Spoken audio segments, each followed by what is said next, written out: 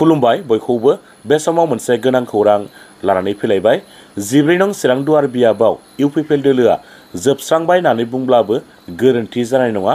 रायजोफोर इउपिपिएल हानजाया मानाव गेदेर खाम्फा बरगयारि बिथांखौहाय 14 नं चिरां दुवार बियाबनि बिजाथि महरै फोसावखांनायनि उनावनो इउपिपिएलनि दैदेनगिरि डक्टर सांग्रां ब्रह्मजों लोगोसे इउपिपिएलनि गुबुन गुबुन बिबानाव थानाय बिबानगिरिफोरानो बिबान एंगारनानै दिनै जोङो 14 चिरां दुवारनि रायजो राजा हिसाबै जेनेखि इउपिपिएल नि हाइ कमान्डनि डिसिसन खाम्फा बरगयारि बिथांखौ केन्डिडेट नमिनेशन खालामनाय जोङो बेखौ बोजबनानै लानो हायाखै। मानो होनोबा बिथांनि 17 बोसोरनि जेनेखि पाप बेखौ 14 चिरां दुवार ओनसोलनि रायजो राजाफ्रा खर'आव रुजुननानै लानो हाया। थांनाय 17 बोसोराव बिथाङा जिबायदि जोंजों खामानि मावबाय, बिथाङा जोंनि ओनसोलनि रायजो राजाफोरखौ जिबायदि ट्रिटमेन्ट खालामबाय, बिनि एगेन्स्टै जोङो जेब्लायबो गसंबोदोंमोन आरो इयुनावबो जों गसंलांबाय थागोन। नोंथाङा दा मा थांखि लागोन? जोंहा प्राक्तन बारग' आफादगिरि 14 चिरां दुवार ब्लक इउपिपिएल नि बिदाव मुसाहारि बिथांबो दङ। जोंनि गागि सासे इन्टेलेक्चुएल दिनेन सार दङ। जोंहा भाइस प्रेसिडेन्ट दङ समनाथ सुवेदी बिथां आरो गोबां दैदेनगिरि बिथांमोन दङ।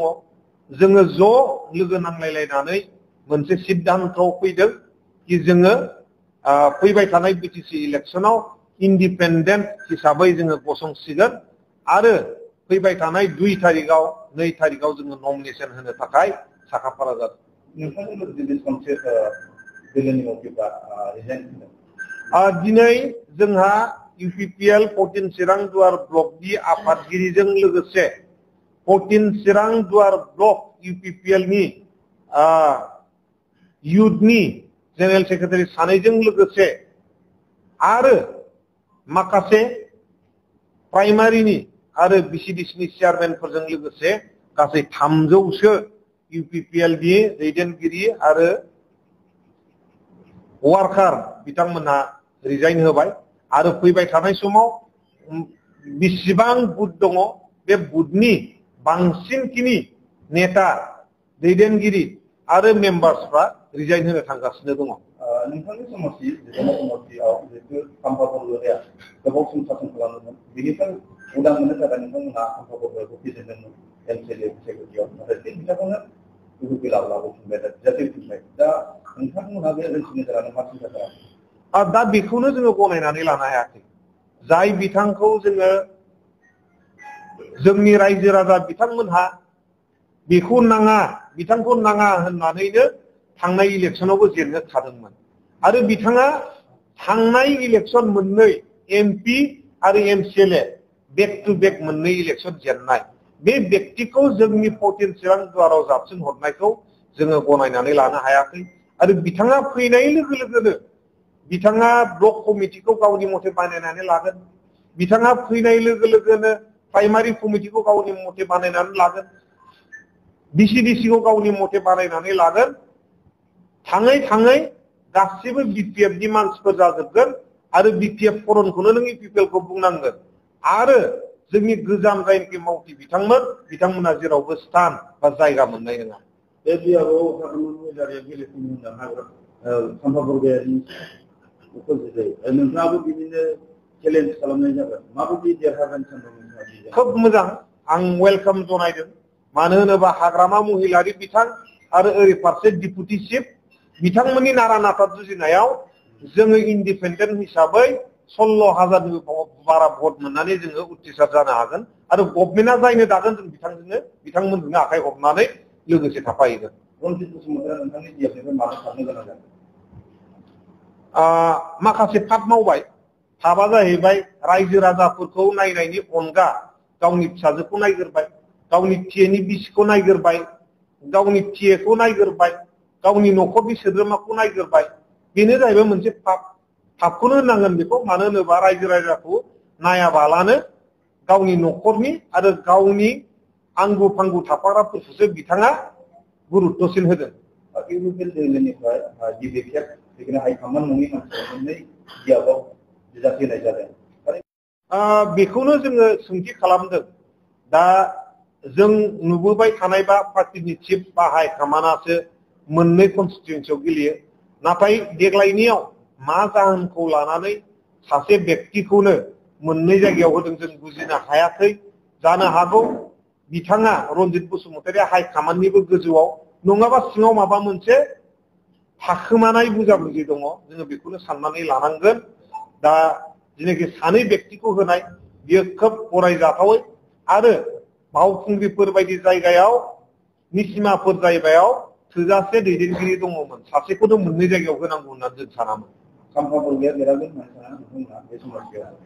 खाम्फा बरगयारि बिथाङा बेक टू बेक मोननै इलेक्सन जेनखानाय व्यक्ति।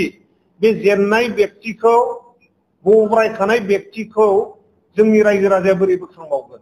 जोंनि 14 चिरां दुवारनि रायजो राजाया खाम्फा बरगयारिनो भट होआ, बियो रोखा आरो नोंथांमोना लिरनानै ला। नोंथाङा गोबां रायजो राजाखौ अनसायनाय होदोंमोन दिनैसिमाव, रायजो राजानि माबायदि अनसायनाय मोनगोन होननानै आसा खालामदों नोंथांमोना?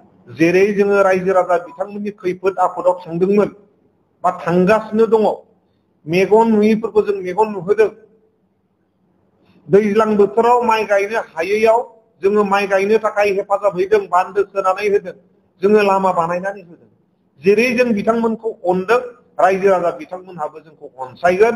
जोंहा रायजो राजानि सायाव फोथायनाय दङ आरो बिथांमोननिसिम थांनानै जोङो आखाइ खबजबनानै बुंहैगोन, नोंथांमोनजों गसंथाबावनो थाखाय जोंखौ एबाराव बिटिसि इलेक्सनाव इलेक्टेड बा भट होनानै देरहाहरनांगौनि थाखाय जोङो अनुरोध बा खावलायहैगोन। नोंथाङा बे इन्डिपेन्डेन्ट गेलेनो थांखि लाबाय, दा बिनि गेजेराव दिनै गाबोनफोर हाइकमान्डनिफ्राय फैनानै नोंथांखौ माबा मोनसे बुरखायनाय बा रायलायनो फैबा नोंथाङा मा डिसिसन लागोन बे थासारियाव? बुरखायनाय रायलायनाय बे बोथोरा जोबखांबाय आरो खननै खनथामसो बेफोर जाखांबायबो। खुनु अफार जोंखौ दा गोजोनग्लाय होनो हानाय गैया होननानै जों सानो। जोंनि दा थांखि आरो थाखायानो जाहैबाय जोंनि 14 चिरां दुवार ओनसोलनि रायजो राजा आरो बे 17 बोसोरनि पाप, बे पापखौ 14 चिरां दुवार ओनसोलनि रायजो राजाया रुजुनानै लानो हाया, बे रोखा। 14 चिरां दुवाराव इउपिपिएलआ माबायदि खहा जाखो होननानै बुंनो हागोन? खहाखौथ' जों बुङा, दा खोथाया बेनो जोङो रायजो राजानि थाखाय गसंथानो थाखाय आवगायबोफिनबाय। मानो होनोबा जों दं, जोङो खहा जाहोनो हाया। इउपिपिएल दोलोआव जों गैया, नाथाय जोङो रायजो राजानि थाखाय दङ। दा बिनि थाखायनो रायजो राजानि खामानि मावनो थाखाय, रायजो राजाजों गसंथानो थाखाय जोङो ओंखारबोदों। इउपिपिएलआथ' मा दंबावो दा 14 चिरां दुवाराव? ब्लकनि प्रेसिडेन्टआनो गैला, भाइस प्रेसिडेन्टआनो गैला, इउथनि जेनेरेल सेक्रेटारि सानै गैला। दा बेवहायथ' नोङो मा कानेक्टिभिटि थाबावदों? दा इउपिपिएलआ 14 चिरां दुवार ओनसोलाव आधा मरा होननानै नोंथांमोना हमनानै लादो। बेवहाय बिरदाव मोसाहारि बिथां आरो डक्टर सांग्रां ब्रह्म आरो जोंनि इउथनि दैदेनगिरि बिथांमोनहा जोङो मोनसे परिकल्पना खालामबाय, जोंनि ओनसोलनि रायजो राजाखौ बोरै नायनांगौ। जोङो हाबहैगोन मोनफ्रोमबो गामियाव, गावबुराखौ लोगो हमगोन, ओनसोलनि जेंना जेंगोनाखौ सावरायगोन आरो जोङो लगे लगे सुफुंनानै होगोन। आरो जोङो खोथाखौ खम बुङो, खामानि मावगोन। रायजो राजा बिथांमोनाबो जोंखौ अनेक बार फन हरो, बुंहरो ओरै ओरै। आं बुङो खामानि मावहरग्रोनांगो, बिनि उनावसो जों थांगोन। दिनै निज्ला बायदि बान्दो रावबो लिडारा नुजाहैयाखैमोन, दैदेनगिरिया नुजाहैयाखैमोन। निज्ला बान्दोआ मैदेर माथाम थोरोबलायनाय बायफ्लंनानै दंमोन। 30टा 35टा गामि बेवहाय जरित जानानै दङ। बे बान्दोखौ जोङो बिपदनि समाव जोंनो थेहैदों। बिरदाव मोसाहारि बिथां दङ, जों दङ। जोङो थिग बेबायदिनो रायजोनि जेंना जेंगोनायाव गसंथानो थाखाय आवगायबोदों आरो थैजासिम गावनि जोबथा जिउसिम 14 चिरां दुवारनि रायजो राजानि जानानै जोङो गसंथालांदों।